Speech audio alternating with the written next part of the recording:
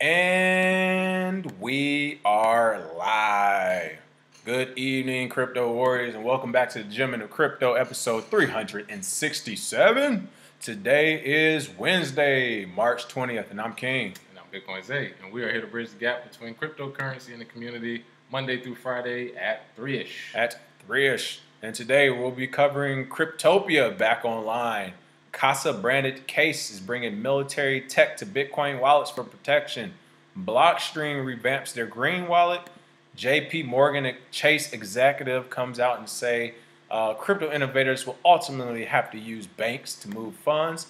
And speaking of banks, Silvergate Bank onboarded 59 new crypto customers in quarter 4. But first, for the winner of the Cryptocoin yesterday, who do we have? Oh yeah, so shout out to Clove71. Came back quick. Took some of that Cryptocoin. Oh yeah, definitely. Thank you for your comment based on our question, which was, what was the funniest or worst scam in the crypto industry? It was between the BitConnect, it was between Quadriga CX, and the Venic trial that's going on. The battle between Russia and the U.S. He actually stated BitConnect was probably the funniest, simply because BitConnect had the, of course, now famous BitConnect terrible conference. BitConnect. Yeah, and it was just hilarious. There was so many goofy people that was involved with that. At least Quadriga CX, and the other one might be some like actual world events that affect. The BitConnect was just goofy. So yeah, shout out to Clove71. Thank you, we'll Clove. be sending those free crypto coins. And welcome back. I think Clove also, she said she was having issues with the Cryptocoin wallet. Yeah, I responded to it. Okay, perfect. Yeah, all right. Yep. So it's getting updated, all that good stuff. To start the show, though, what's going on? Madam Crypto, Ola, Valdez Granville II, greetings. Tessa, Donald Muhammad, Tony Nolly, Cornelius Broadnecks, Ronan Bushido style. Love that name. I'm thinking anime when I hear that. Shannon Allen, what's going on? Edwin IT, Kevin Jarvis, Sergeant Crypto, hello, all. Welcome back. Blockchain Shuja, what's going on? No, I can't forget you. All right, top story of the day. Boom, that's the wrong lens. I just went to one without that chat. Cryptopia is back. That is right, Cryptopia crypto exchange resumes trading on 40 crypto pairs. As always, you get this awesome illustration from Cointelegraph. They really need to highlight their artists. This is amazing, the stuff they do. Amazing. But New Zealand-based cryptocurrency exchange Cryptopia has resumed trading on 40 trade pairs, according to a tweet from the firm on March 18th. That's what I'm talking about. You go out of business from a hack, you come back with a tweet and say, we back booming. What's going on with Cryptopia? Well, you remember we discussed on January 16th that they went offline, suffering that security breach. We also talked about how they sought to help local police to try and find the attackers, the missing funds. At this point, they've lost about 9% of their holdings. They can't put an official dollar amount on it because they won't release it. They won't. Remember, it was like 3 million, and it was like 10 million. It was 50 million. It was like, okay, we're not going to actually tell you. But they said as much as 16 million could have been lost worth of ERC20 tokens, and that's based on the price it is now. So we're not talking about, the price it was. So we're talking about could be quadruple that worth. 160, right? 500. It could be way more than that. However, Cryptopia has been basically fighting back, trying to get everything back online. March 4th, they actually allowed users to see the site read only. And then moving to March 17th, they're preparing to reimburse all of their users who lost funds in the hack. So, they're trying to work their way back up. Good thing about crypto is people like us, we have long memories, but the broader audience, they have very short. Whoever joins cryptocurrency today, and they jump on Cryptopia, is like, that's how you get them. Exactly. I didn't even know. Oh yeah, and I mean, if you if me and King bring up stuff from back in the day that happened, most people wouldn't even realize it because that company is so good now. It takes time. That's true as well. You gotta when I tell people, or when I show people screenshots of Coinbase first site, they're like, "Oh my god, how did that?" Exactly, it was garbage. Or when you tell people this is how you had to actually download a Bitcoin wallet back in the day with a wallet.dat file, it was terrible. So I'm sure Cryptopia, they'll get their media team behind it. People will forget. The next wave of people who get into crypto won't have any idea. They'll either read about it and go, "Oh, that was long ago," or they won't care about the Cryptopia hack. So shout out to them getting it back on board and trying to move forward. Right, and it looks like, as you said, the Cryptopia's co-founder Rob Hex Dawson said that the company relaunched its website in read-only form on March 5th. Very interesting, but okay. We just want people to look at your exchange. Like, we're back. Look at the crap coins for a week. What's going on? However, the platforms show the balances as they were at January 14, 2019, the day of the hack. The exchange explained that the website could be used to reset passwords and two-factor auth credentials, which is also a top priority in issue terms. All right, so they did the read-only, so you basically go back in and change your passwords. But as somebody, is this their second time or first time hack? I believe it's the second. It may be the second time. Right. However, this is the first big one that took them down. Right. Like the first one may have happened, but I don't remember it that much. That's another thing. This big one is considered the first one to a lot of people's mind. So if it was two, that just proves my point. Like people really mainstream, they don't know anything about this industry. So when they come into it, they just use what's available. And if they're up, they'll be used. I like how people are saying, nope. I'm good. Right, but you're right. Madam Crypto said the same people who open Wells Fargo accounts after their hack will be the same people who use Cryptopia.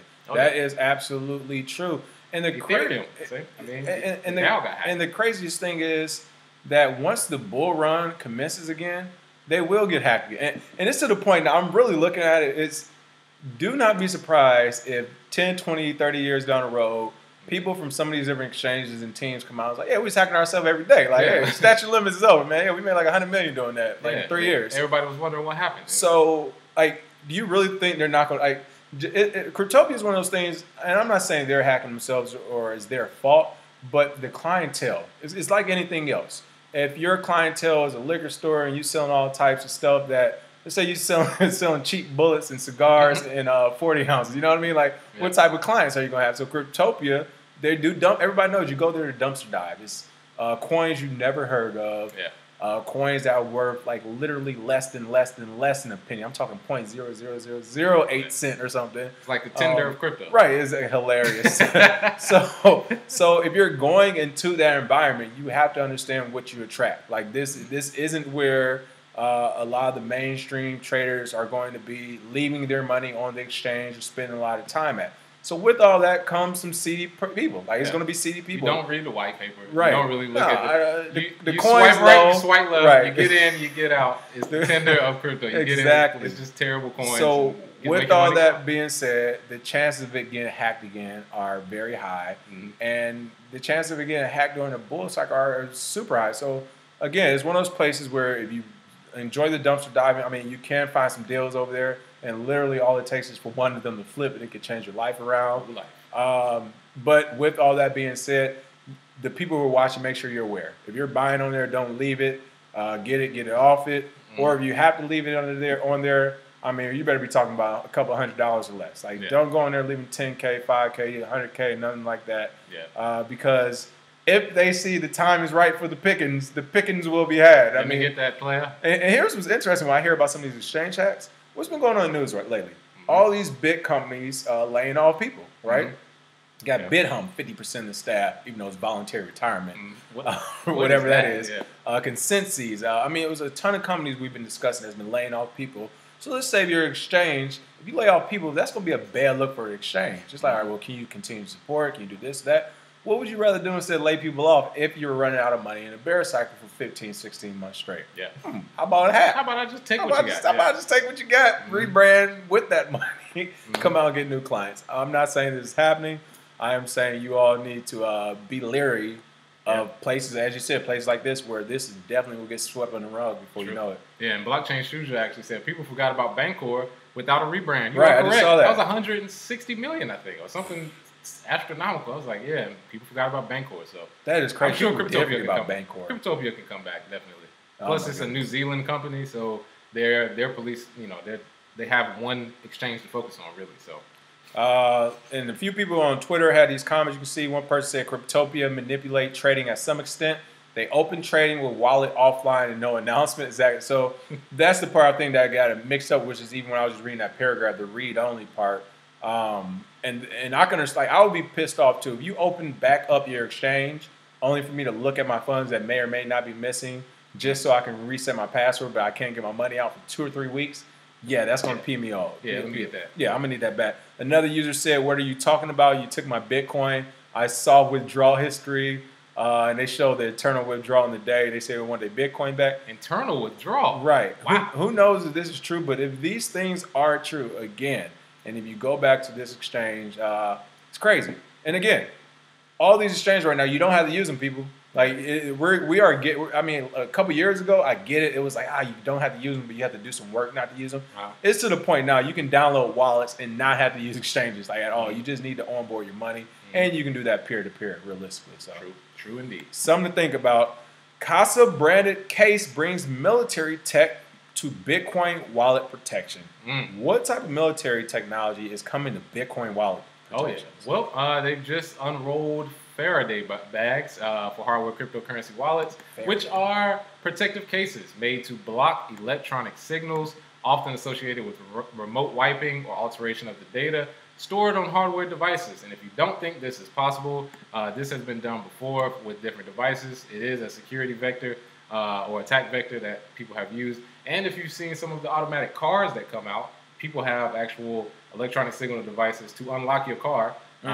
If your key isn't inside of a special bag, like there's a special bag to put it in so that they can't do that. So this is definitely possible with crypto hardware wallets. I mean, you have the type of technology with wireless signals, GPS, Bluetooth, radio, electromagnetic. It's so much technology around it that if somebody wanted to steal it bad enough, they probably could. But this is coming out because this is like an in-game, I'm out in the wilderness or I'm traveling, I don't want anybody to steal it. Hardware wallet. So it's good to see that they have this because hardware wallets are good, but an extra layer is always better. So shout out to them. Casa Node, as you know, very popular, but they're also getting into the hardware wallet game because that is a big industry. And it's only two people really in it, Trezor and Ledger. It's only two companies. If they create the bags everybody needs to protect Trezor and Ledger, then they essentially could jump over them, so to say. So shout out to them. And it's good too because we will see the technology evolve. And last thing you want is somebody to have some type of basically like a packet sniffer, but for hardware wallets. So they just drive around neighborhoods like, all right, who can we catch slipping with a hardware wallet that's not enclosed in something? So it's good. I mean, especially if you're using one that you're just going to throw in your safe. Why not throw it in one of these bags? If it works, of course.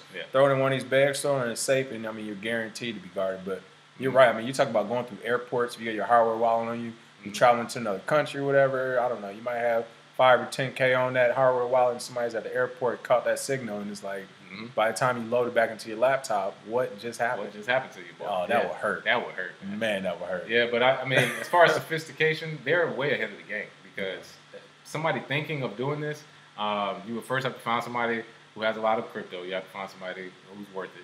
Then you have to find that they have a hardware wallet and that is on them and what time. You know what I mean? Like, there's a lot that goes into it. However, there are people who will risk a lot to steal some of these people's hardware wallets. Somebody actually asked which ones, what hardware wallets do we use? OpenDime and Trezor. Yeah, OpenDime, Trezor are good. And then again, you can, of course, use regular wallets. You can do the phone ones or the desktop ones as well. Oh, yeah. And it's pretty funny in this article. It says some people are concerned with EMPs, and this company was saying that this bag could help protect against EMPs, although they don't have a guarantee. We always talk about this. It is crazy that people go straight to EMP, electromagnetic pulse. That's the worst case scenario. If an EMP happened, like this is what people don't understand. You know, they say it with Bitcoin and crypto. What if EMP? If an EMP happened right now, you are out of luck. Yeah. Like, how much cash does the average person have on them right now in the middle of the day on a Wednesday? Yep. I don't know a lot of people holding over 10K. And honestly, if you have less than 10K on you right now and EMP happened, like, what could you lose? You got 300. It's gonna last you for how long? It's an EMP. It's no security cameras. That 300 is the next person's 300. Like, what are you talking about? Like, yeah, if you got to get to that point, you got bigger problems than Bitcoin, buddy. I'm going through the neighborhood. EMP happened. Y'all cooking? Oh, y'all got food? Y'all must have resources over here. Okay, what's going on? Like, ain't nobody care about that little hardware wallet. EMP would not matter. So when it comes to cryptocurrency, and anyone ever says EMP, like, just give them the side eye, like, and tell them what they're saying makes no sense. The whole internet's going to go down, and crypto is going to be affected. But your bank account with all that digital money that's in there already will be fine, right? Yeah. Come on, people. Everything will be gone. Like, everything. And the ATM's going to be down. It's nothing's going to matter but guns at that point. And cows. Who got a fresh cow with some milk and all that? Yep. And that's it. Like Pop said on Friday, all you're going to have is D's. Hilarious. Listen, the next time, I don't care if it's a serious client, the next time someone asks me about EMP, I'm like, well, if it happens, that's all you got to your name. You always got live to fight another day. That is the funniest thing right there. Blockstream revamps Green Wallet, adding security features and sidechain support. All right, I guess today is a all wallet day. What is Blockstream doing with their wallet? Oh yeah, well, Blockstream has revamped their very popular Green Wallet, which is one of the biggest wallets for security. And they've unveiled this with the biggest overhaul they've called of the wallet since it acquired Green Address back in 2016, and they're building it from the ground up, so to say. Because one of the things they want to implement, of course, they want to have secure wallets, but they also want to allow side chains. They want to increase privacy where you can conceal your IP addresses, and they want to make it available in more countries. So China, different languages, Italian, Korean, Spanish, so that you can access it in different countries. You get a wallet. Yeah, you get a wallet. Everybody gets wallets. Yeah, I mean, they want to give everybody a wallet. So there we go. They actually incorporated Liquid, like I said before, with side chains, which you can use. So, Blockstream's been doing work. In my opinion, as far as businesses go, they've probably done the most building over the They want to make this ecosystem real. Oh, yeah. And, I mean, with Adam back on the team and Samson Mao, you can't really go wrong with them. So, good to see. It's on iOS and Android. And another thing, looks like privacy is being boosted too with the addition of support for connections to Tor, the privacy-focused technology that conceals user locations by shielding their IP addresses. We talk about the Tor network here. Wow, that is big. You got a wallet that automatically can sign on to the Tor network, even though we don't know what's going to happen with that since it's his son that owns it now.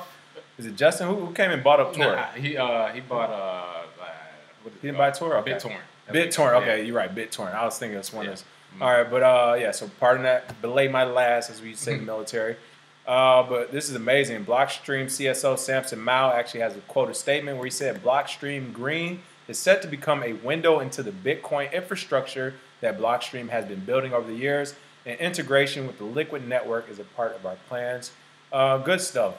Again, and I really like the fact that that's automatically going to have that privacy feature. That's something Andreas Antonopoulos always talks about. Like, hey, privacy should be automatic. It should be a feature to be turned off if you want it, not turned on. Yeah, exactly. Don't let the government pimp you, people. You are private citizens out here. Yeah, exactly. Always keep your sovereignty. There we go.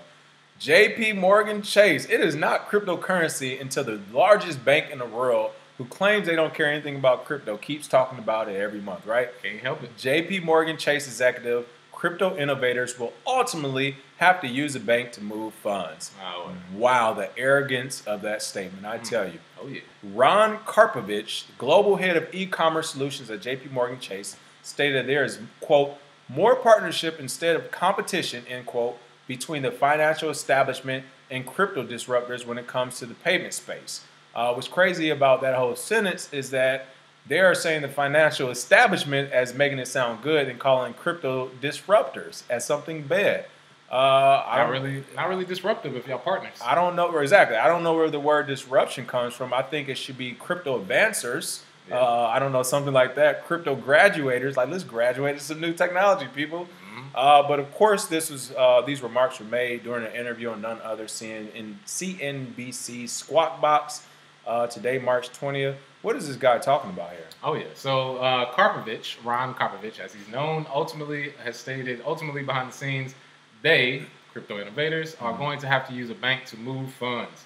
There's more partnership instead of competition in that space when it comes to margins and capabilities. That sounds like somebody's losing to me. I was about to say, it looks sort of like... let's be partners. Let's be friends, guys. Can't beat them, join them. Right. And it seems like if you're one of those... If you were a bully back in the day, right, and you had somebody that you were beating up constantly, you went to them first and said, let's be partners, of course they would say yes. They would be like, okay, well, I can just get out of this. They're offering. This is basically what's going on right now. The difference is once they get that partnership with them, you have equal footing like they have here with them, you won't really see any more crypto disruptors in that space. Right. They'll be outside like they were before. Because the disruptors of 2011 are the partners of today. Brian Armstrong, Winklevoss twins. Yeah, that's true. Roger Veres and all that's a good point. All the people they converted them real quick.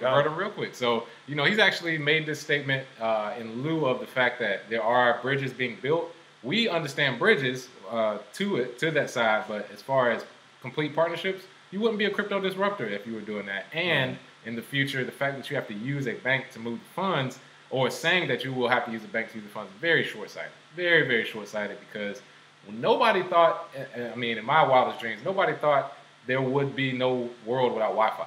Like, that was 10 years ago. Like, you could do anything without, like, well, you know, you could do it. Now, if you show up to a friend's house without Wi-Fi, it's like, what is wrong with you? Or if you don't have Wi-Fi at the library, why don't you all have Wi-Fi? Right. So that's the way technology goes. I think payments will go the same way.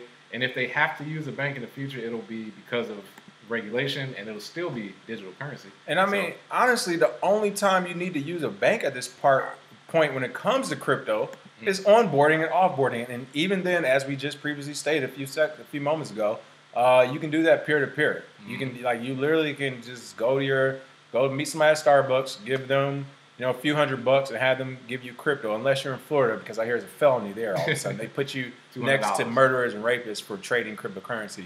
But in the rest of the world that has become accustomed to technology, this is okay. And it's also one of those things where, it's kind of how you said they're the big bully and then they get you on the team. Well, it's one of the things where they were bullying this guy, and then this kid got big and he turned into Mike Tyson, and then they're like, come on, man, we've always been cool. Exactly. But, we're only 10 years old. So. Right. Peer-to-peer, you can use it, or if you have to use a bank, you can onboard and offboard. But the point of cryptocurrency, which people try to tell people, and at this point, I think a lot of this rhetoric has moved back, has been kind of repelled because people understand, got to take these baby steps. But the point of crypto is to eventually get to the point where you don't have to use fiat or banks, period. And they don't want that to happen. So, of course, they're dropping these little tidbits in your ear like, no, you're still going to use banks. It's like, not really. Like, if I get paid in crypto, if I can buy things in crypto, and I use crypto, like, I don't understand what part of the bank, where the bank comes in at. Yeah, volatility decreases like it has lately. We're going to be down to regular fiat. I mean, Bitcoin's been stable for like 4 months straight. And this isn't a maybe or us like guessing. This is real life. People have already. I mean, who's the guy got the dash tattooed on him? Ken. Yeah, Ken Bozak. Ken Bozak. Part of his story, he tells people how when he first really got into crypto and he finally started learning about it, he finally started using Bitwage to get paid in cryptocurrency from his real job. Yeah. So it's literally, we are at a point where you don't have to use a bank. We just need more merchants to accept cryptocurrency. And again, that has to do with where you are in your region or your neighborhood and making sure you're out pushing that narrative and making sure the places you shop at accept crypto. That's up to you to do. But once you get that going in your area, you literally don't have to use a bank. So, and even if you do, they're going to have to conform. And I mean, I think we have a comment here in Houston. He said, this guy already knows what they're going to do to cryptocurrency. I believe that. I believe they have a plan. They have a plan. Exactly. I believe they have a plan. But to say, anybody that is already in power is going to stay there forever, I doubt it. I just don't see it in the future. And from a technological standpoint, we're moving so fast.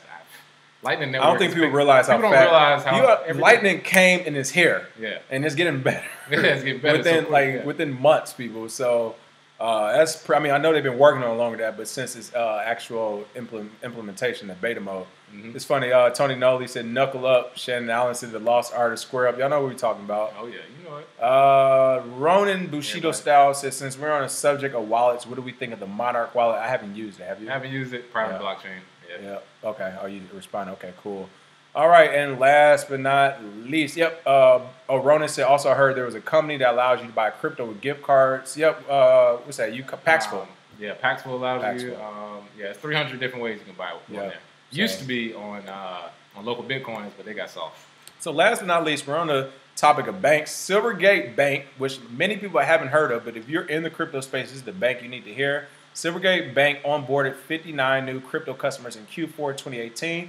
Before we get into this story, I'll tell you something interesting. One of their customers, which has been for years, is none other than New York's Gemini twins. And can you guess where Silver Bank is located? I'm pretty sure it's in it's like LA or San Diego or something? Yeah. It's somewhere in SoCal. It's in San Diego, right? So you got these guys who are playing ball in New York, playing by the rules and regulations, all that. They're using the Southern California Bank. I wonder why. Exactly. But crypto supportive Silvergate Bank has signed on a slew of new cryptocurrency customers in the fourth quarter of 2018, according to a recent filing with the United States SEC. What's going on here? Who are some of the people they brought on board? We just mentioned a huge one with Gemini. Oh, yeah. But who is this bank? What advantages do they have? And how come people haven't heard of them? Oh, yeah. Well, the reason most people haven't heard of them is, I believe, from a news standpoint, they're not actively looking. They're smart. They're like, hey, they're not trying to bring that. We already pissing off somebody doing this. The only reason I really knew about it is because I'm a member of the Digital Currency Council, and they used to actually talk about Silvergate Bank on some of the forums. But Other than that, it doesn't come out in the news. The last time I heard of it was Litecoin was using Silvergate as a way to as a banking solution for Litecoin Foundation.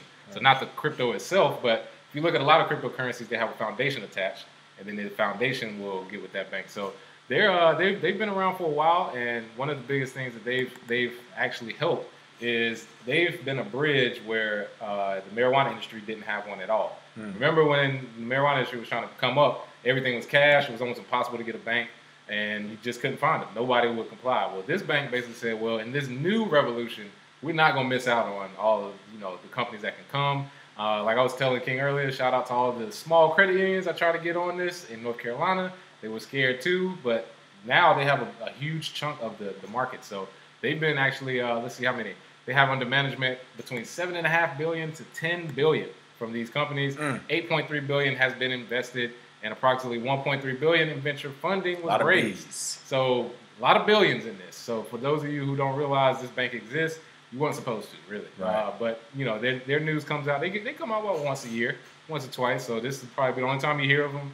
And then they'll come back later when, unless you're trying to start a business, you may hit them up. Yep. So shout out to Silvergate. One of the things we kind of talked about them a few minutes before the show, but as Bitcoin's agents kind of mentioned here, like they were one of, if not the first bank to really accept crypto companies. And as you can see now, they are being rewarded for that. Oh, yeah. So while everybody else is pushing against this narrative, they're like, you can come over here, it works. Bring your company over here. We don't know what you're talking about, but I'll tell you why Silvergate probably did. They're surrounded by military bases, people. Yeah. New York has no rule down here.